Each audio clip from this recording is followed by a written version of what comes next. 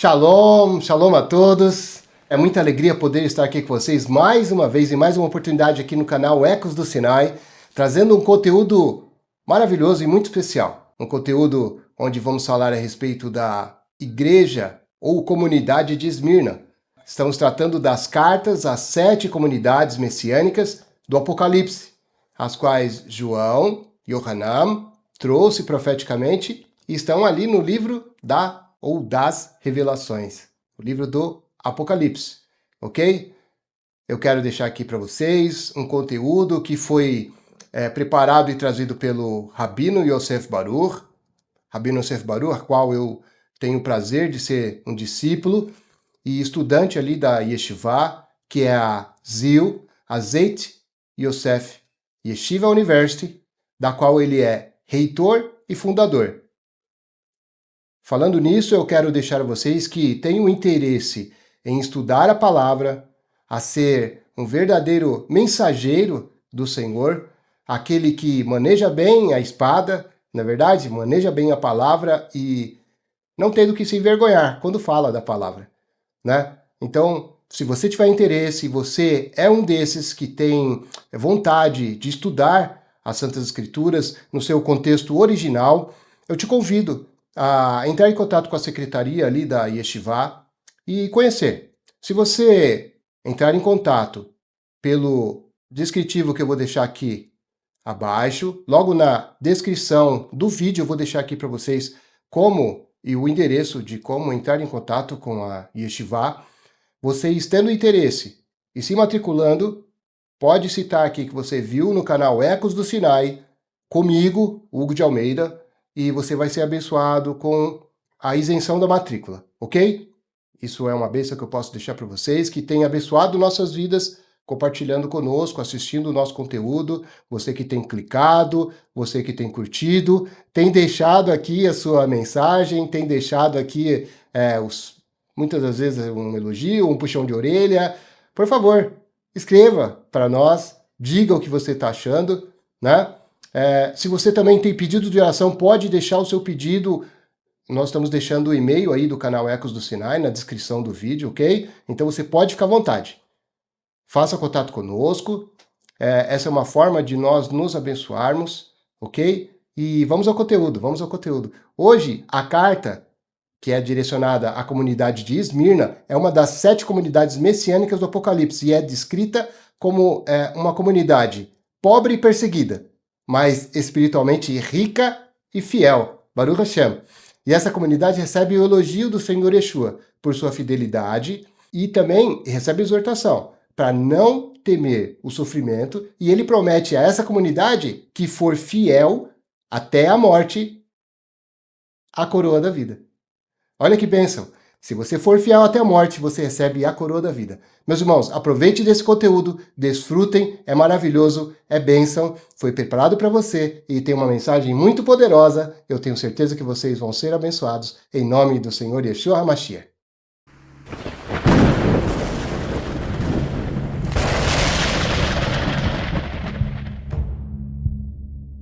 É muito interessante quando a gente percebe como Deus ele se dirige, né, às comunidades de maneiras diferentes, características diferentes. E quando a gente fala da comunidade de Esmirna, tem uma situação totalmente diferente da que foi a de Éfeso. Havia ali um grupo de pessoas, né, que aparentavam ser uma coisa que não eram. Inclusive o tema, né, de parecer ser judeu e não ser judeu. Isso é uma coisa muito importante para que se entenda hoje, muito mais agora que estamos vivendo esse fenômeno do judaísmo messiânico, né? Então, o que é dizer ser judeu e não ser, mas mentir, e ser da sinagoga de Satanás? Será que toda a sinagoga é de Satanás? É isso que ele está dizendo? Será que só as igrejas estão certas, as sinagogas são sinagogas de Satanás, como muita gente diz, só por causa do termo? Né? O que seria dizer ser judeu? Então, a pessoa não pode ver o judaísmo messiânico porque ela não é judeu? Então, essas coisas a gente precisa entender, porque a mensagem do que estava acontecendo lá atrás se repete hoje na vida de muita gente. E a gente precisa colocar nossa atenção para aquilo que é importante e aquilo que não é importante. Quando também nessa carta ele vai falar da tribulação, da provação, Muitas pessoas não conseguem entender que toda prova tem um limite de tempo. Então são essas coisas que nós vamos estar conversando aqui, falando, estudando nessa carta, a carta a Esmirna. E eu convido você para que fique até o final com a gente nesse vídeo. Eu sou o Rabino Yosef Baruch, trazendo mais um vídeo para vocês. Shalom, shalom, queridos Haverim, regressamos para mais um vídeo, para estar com vocês aqui na nossa sequência de shiurim, de estudos sobre as cartas do Apocalipse, e essa carta em especial, hoje a carta de Esmirna. Vamos ver hoje o que Hashem tem para falar conosco, o que o nosso Mashiach Yeshua traz de advertência para nós e de palavra de incentivo para o nosso caminhar espiritual. Vamos então ao nosso shiur, que brachá, que benção estarmos juntos mais uma vez para mais um shiur. E agora em especial falando sobre Esmirna, né? Essa cidade que também tem suas características, e nós vamos ver aqui Igeret Lakehilat Esmirna Kitov. Então a comunidade messiânica de Esmirna é essa carta que nós vamos ver hoje, né? E vamos ver o que o Senhor tem a falar conosco. Aqui nós vemos já uma foto de achados arqueológicos, né, na comunidade messiânica de Esmirna, lá na cidade de Esmirna, né? Continuando aqui para que você veja, é muito importante conhecer, ver, né, que realmente essa cidade, ela ainda hoje é uma cidade ativa hoje, mas existe essa parte histórica da cidade, né, toda essa localidade na Turquia, né, e hoje ela tem esse nome Izmir, né, que continua mais a raiz da palavra Esmirna, né. Bom, vamos então entendendo mais sobre essa cidade. A cidade de Esmirna é uma cidade do sudoeste da Turquia, situada na região do Egeu. De acordo com os estudos etimológicos sobre Esmirna, a palavra Esmirne, em grego, significa uma especiaria, e em língua portuguesa se traduz como mirra. No primeiro século, ali daquela época de Yeshua, Esmirna era uma cidade importante. Arqueólogos dizem que a cidade de Esmirna disputava com Éfeso e Pérgamo, né, a posição de cidade mais importante da Ásia. Inclusive, moedas que circulavam na cidade a designavam como a primeira cidade da Ásia em beleza e tamanho. A cidade de Esmirna também reivindicava ser o local do nascimento de Homero, o épico poeta da Grécia Antiga. Obviamente, essa reivindicação trazia prestígio para a cidade. Documentos e dados arqueológicos sugerem que a cidade de Esmirna pode ter tido mais de 200 mil habitantes no primeiro século. A cidade de Esmirna ficava ao redor da baía formada pelo braço do mar Egeu. Ficava numa encosta sobre o mar e contava com esplêndidos edifícios públicos no topo do Monte Pagos, que tem mais de 170 metros de altura, formando o que era conhecido como a Coroa de Esmirna. A brisa a oeste vinha do mar e soprava por cada parte da cidade, tornando-a fresca e arejada, mesmo durante o verão. As ruas da cidade de Esmirna eram muito bem pavimentadas, inclusive uma de suas ruas era conhecida como a Rua do Ouro e cortava a cidade de leste a oeste. Nessa famosa rua ficavam algumas das construções mais imponentes da cidade, incluindo 2 templos em cada uma das suas extremidades. O templo da deusa patrona da cidade, Cibele Cipilene, ficava na extremidade leste, e já o templo de Zeus ficava na extremidade oeste. Na cidade também havia várias praças. Entre suas construções havia ainda uma biblioteca pública, e muitos outros templos em sua área central ficava o Ágora Romano. A cidade de Esmirna também era conhecida por sua lealdade a Roma. Na verdade, a cidade de Esmirna foi fiel a Roma desde o início de sua escala no poder para se tornar a capital do império mais poderoso daquela época. Então aí você está vendo mais ou menos um anfiteatro, né, bem encrustado na montanha, como foi dito aqui na parte histórica. E essa é a deusa, né, aonde a gente mencionou aqui, a Cibele, né? Veja que de uma extremidade da cidade você tinha um templo da deusa Cibele e do outro era o templo de Zeus. Ou seja, uma cidade totalmente politeísta, né? Imagina o desafio que era para a comunidade dos crentes daquele contexto. Quando foi citada na Brit Hadashah, ou seja, no Novo Testamento, Esmirna já era uma cidade imponente e fiel há mais de 200 anos a Roma. A cidade é citada somente no livro do Apocalipse, durante a carta que foi destinada à comunidade local que havia ali. Registrando as palavras de Yeshua para o líder daquela comunidade, o apóstolo João expressa no livro de Apocalipse as dificuldades e perseguições que os seguidores de Yeshua de Esmirna enfrentavam.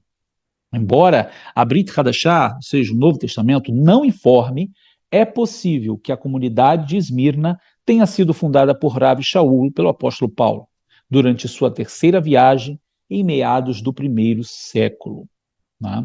Então, agora sim, nós vamos entrar aqui na carta, né, que se encontra no Sefer Galut, no livro de Apocalipse.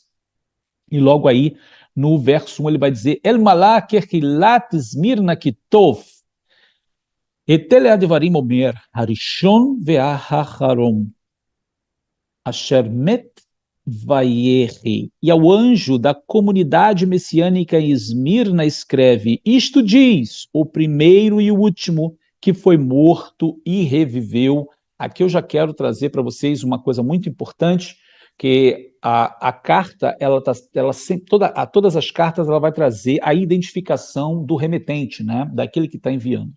Tipo assim, isto diz, Coamar. Então, quem é que está falando aqui? É o primeiro e o último, o que estava morto e está vivo agora. Então, quando a gente fala o primeiro e o último, a gente está falando do primeiro e o último aonde? Muito importante entender, porque algumas pessoas elas não conseguem entender a leitura do Sefer Galut. No Sefer Galut nós temos várias vozes ao mesmo tempo. Nós temos Deus falando, nós temos Yeshua falando, nós temos o ancião falando, nós temos anjo falando, nós temos João falando, nós temos o dragão falando, a besta falando, temos várias pessoas falando. Então é muito importante entender quando é Deus que está falando e quando Yeshua está falando. Algumas pessoas confundem as duas vozes. E quando a gente fala assim que Yeshua é o Aleph e o Tav, e Deus também é o Aleph e o Tav, o Alfa e o Ômega, Yeshua é o primeiro e o último, e Deus também é o primeiro e o último, são coisas diferentes. Não estamos falando da mesma pessoa e nem da mesma coisa. Então, Yeshua é o primeiro e o último dentro de todo o universo da criação. Ele é o primogênito de toda a criação e ele é o último. É ele que vai fechar tudo, é ele que vai concluir tudo, é ele que vai completar tudo. Tá? E agora, quando ele fala estava morto e reviveu, e agora vive, porque está mostrando a sua humanidade como ser humano. Primeiro, ele mostra a sua origem divina no aspecto de estar lá na eternidade com Deus, dele ser o princípio da criação e ele ser o que completa tudo, e agora ele mostra a sua humanidade, mostrando que ele, sim, foi e é, né, um ser humano. Né? É a palavra de Hashem que se fez carne e habitou entre nós. Tá? Então, como carne, como ser humano, ele morreu e ele ressuscitou dos mortos, tá? Então, isso é importante entender para não criar confusões, tá? Muita gente ainda tem alguns conceitos, lamentavelmente, romanos. Bom, então continua a carta, e aqui nós já vamos ter em cima Ani yodea et tzaratcha ve'et aniyacha ele she'ashirata. Ela she'ashirata. ואת גדופים של האומרים יהודים אנחנו ואינם, אלא כנסת השטן. Conheço as tuas obras, e tua tribulação, e tua pobreza, mas tu és rico. E a blasfêmia dos que se dizem judeus e não são, mas são a sinagoga de Satanás. Isso aqui é muito importante a gente analisar, em primeiro lugar, essas palavras que Yeshua ele utiliza. Eu conheço a tua tsarat. Esse tsarat aqui não confunda com tsaraat, que é a lepra, tá? São palavras diferentes. A raiz é diferente. Pode parecer, mas essa palavra tsarat, ela vem tsará, que quer dizer tribulação ou desgraça. Então, o que Yeshua está falando com aquela comunidade? Olha, eu conheço o teu problema, eu conheço a tua tribulação, a tua desgraça, eu conheço o problema que você está enfrentando. E eu também conheço a tua pobreza.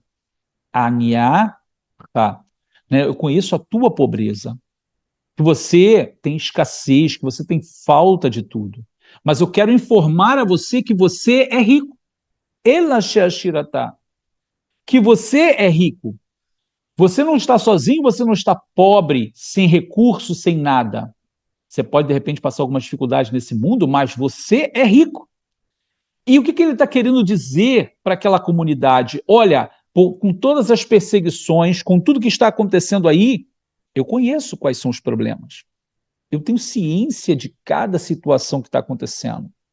Inclusive, esse tipo de problema que é considerado uma tsará, ou seja, uma grande aflição, uma grande tribulação, eu conheço a tua tribulação.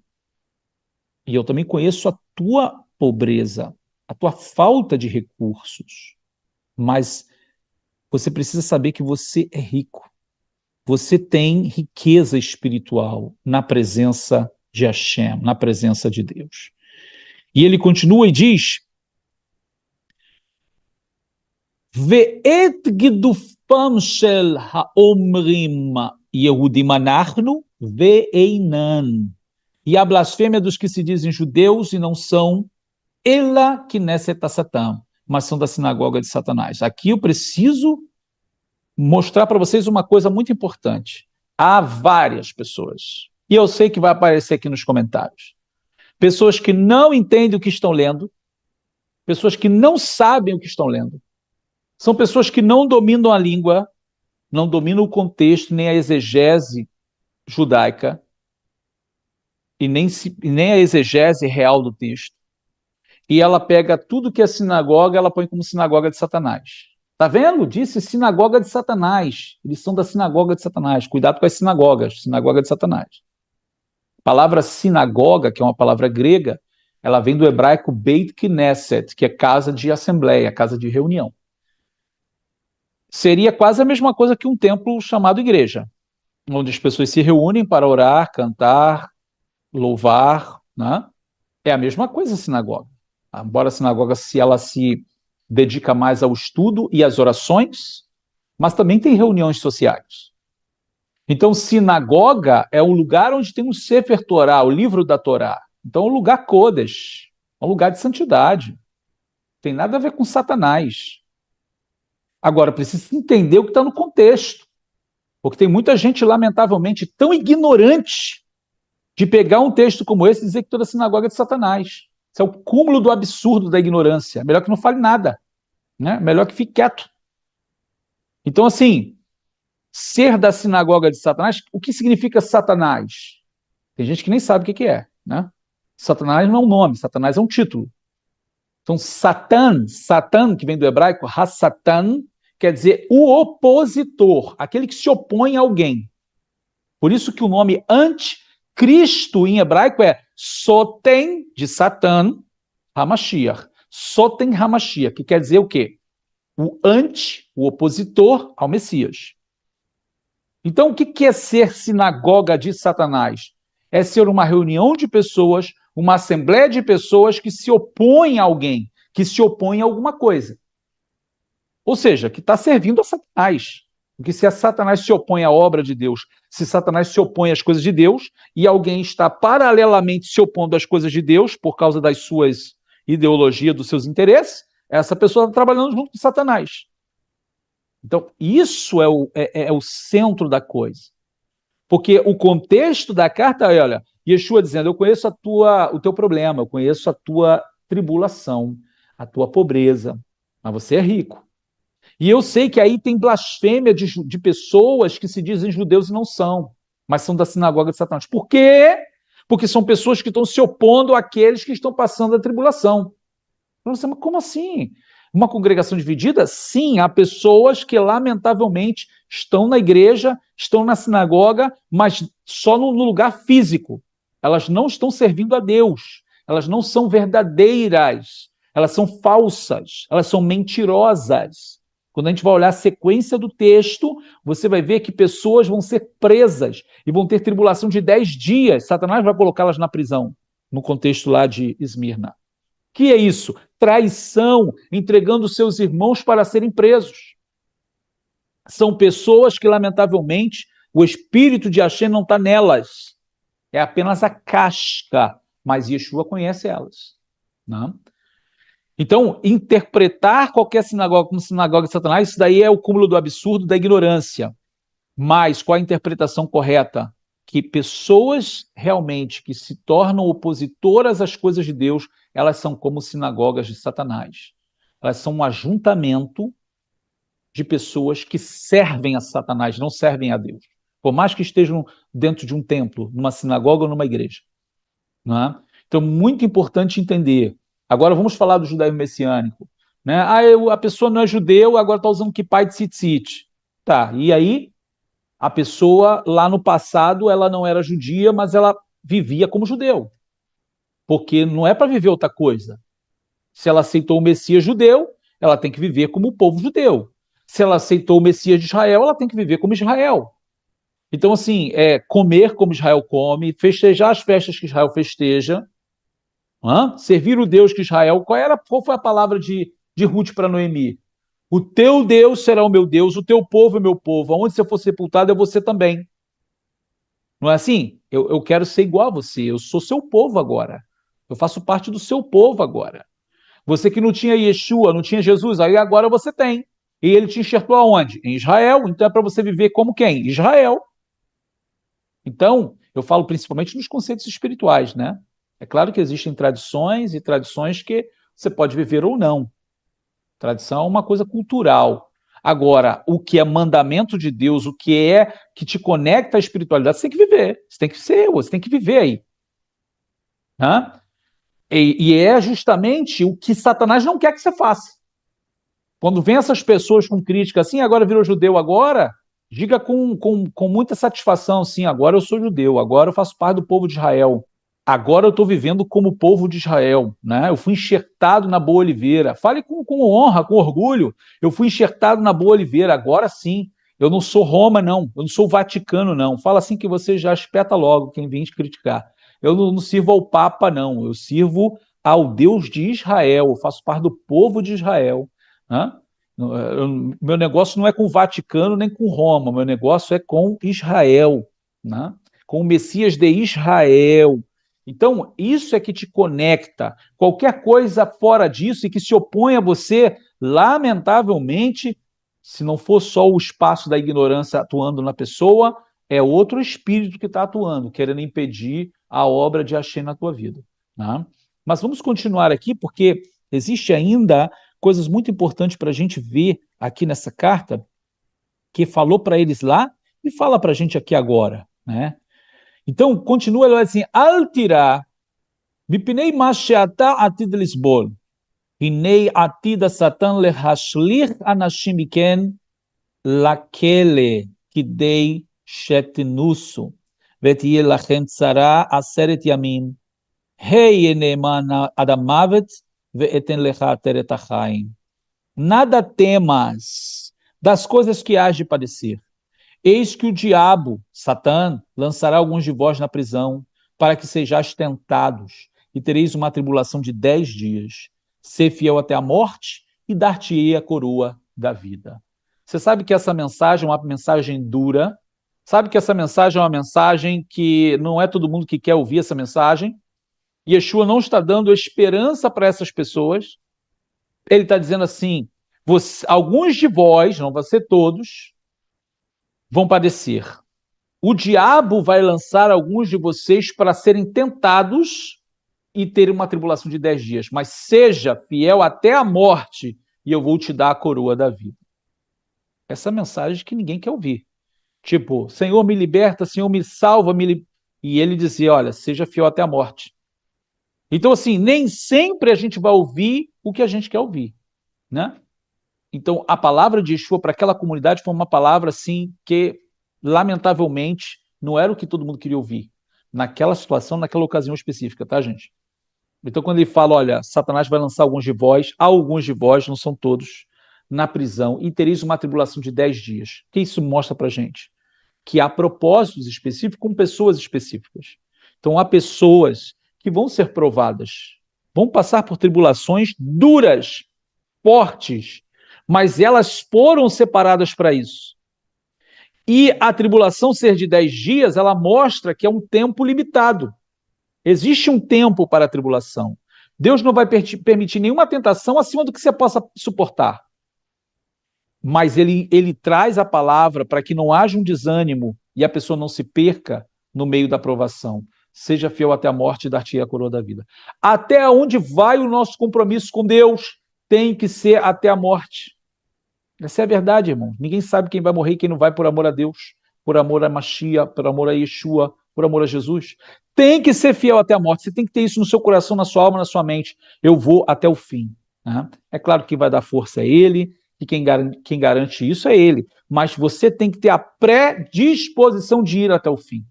Né? E é justamente isso que ele está dizendo. Então, nem sempre o que um está passando, o outro vai passar. Existem pessoas, alguns de vós serão lançados na prisão. Existem pessoas específicas. Porque a gente sabe quem pode e quem não pode. Né? Quem vai passar e quem não vai. Mas, e também a tribulação, ela tem um tempo limitado, ela não é para sempre. Né? E que a gente sabe a nossa estrutura, sabe até onde a gente vai, até onde a gente pode suportar um sofrimento. E ser fiel até a morte é o propósito da nossa vida. É ir até o fim.